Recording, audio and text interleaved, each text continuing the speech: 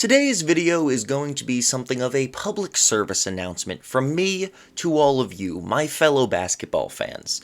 If you are a fan of the game of basketball, if you like watching it, you like playing it, and especially if you like to sit there and daydream about doing all kinds of crazy stuff when you're on the basketball court that you would never actually do in a game, I have a show for you to watch. It is called Kuroko no Basket, and it is so much fun. And I want to be clear from the start here, because I don't want anyone going into this and thinking that I misled them. This is not a standard, like, by-the-books, quote-unquote, realistic basketball show, alright? This is some goofy, super over-dramatic, super over-the-top anime basketball stuff right here, and it is phenomenal. I'm sure that some of you are thinking, I don't want to watch, goofiness, I want to see realistic basketball. No, trust me, go into this with an open mind and try it out, and it is such a fun show to watch. It is literally, it is the best combination of anime and basketball that you can think of. There are like freaking basketball superpowers in this.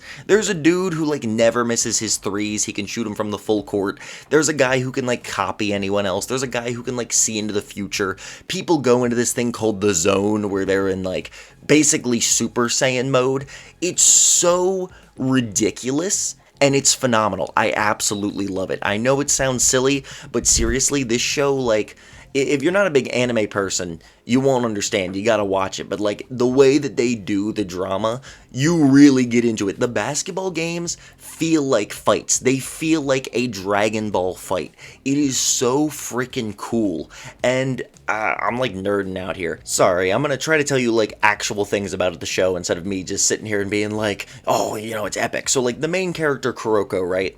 His thing is that he is so lame and so bad at basketball that people literally don't notice him on the court, and he almost turns invisible, and so he uses this to make, like, crazy passes that people don't see coming, and it's goofy. You gotta watch it, because it doesn't make any sense if you're not someone who's used to seeing anime, or even if you are used to seeing anime and you haven't seen the show. It's like, you gotta see it to believe it. But especially if you are another anime fan, or you're a fan of, like, superhero stuff, like, if you're a Marvel fan, you should enjoy this, because it's literally superpowers in there.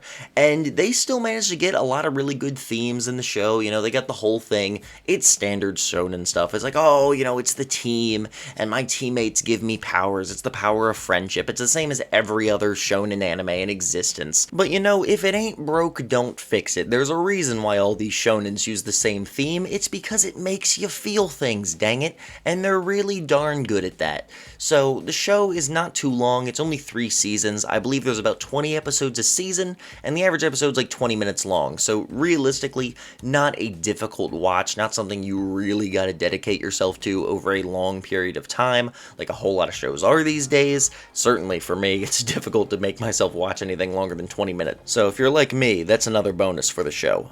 They do a good job with the emotional stuff. Like, you really do get to know the characters, even the bad guys. The whole bad guy group is called the Generation of Miracles, and they're all Kuroko's ex-teammates, and he's gotta beat each of them. They each got their own special power, and their own, like, emotional thing with basketball that's their connection, right? It's what drives them. And so you get the one guy who's like literally like so good that like he hates the game, so Kuroko's got to beat him and rekindle his love for the sport, because like they used to be best friends. And then there's another dude who's like naturally super tall and strong, and so he believes that like hard work doesn't, it doesn't amount to anything. There's no reason to work hard. Basketball's all natural talent. And so of course the main team, they're the underdogs, and Kuroko, he's the opposite. He's this scrawny guy. He has to work his ass off for everything. So they have opposite ideologies, so he's got to be beaten to prove that like hard work isn't worthless, and like there's a reason to sit there and work hard at the things you love. And it's typical stuff, but it's really, really fun, and they do a good job. You really do like feel like you're on his side. You're sitting there, you really are cheering for the main team, for Kuroko's team, because you're like, you want to beat these guys. You understand why he wants to beat them and why it's important,